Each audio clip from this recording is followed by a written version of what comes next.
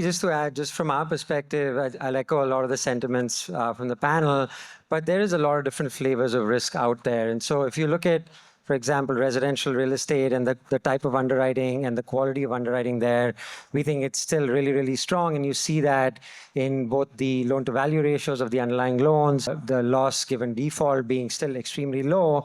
Whereas there are other segments of the market, especially if you think of the subprime end of the consumer, where you're starting to see some worsening of performance. So I think as long as you have the ability to not be stuck in one lane and to look across a breadth of sectors, there's always some relative value to be had there. So for example, what we like today is the prime end of the consumer. Very often they tend to be homeowners. They have a low interest mortgage rate where they have low debt service obligations, and that end of the consumer is holding up much better than the subprime. So between all of these markets, you can perform a bunch of relative value, and then maybe just adding on to issues that are more idiosyncratic around tricolor or first brands. I think what we've learned from that exercise is, one, it is a competitive market. There's a lot of capital out there that's chasing these deals, and therefore maybe in some of these instances the types of elements of deal structuring as well as the types of diligence maybe were overlooked. And so we're very conscious around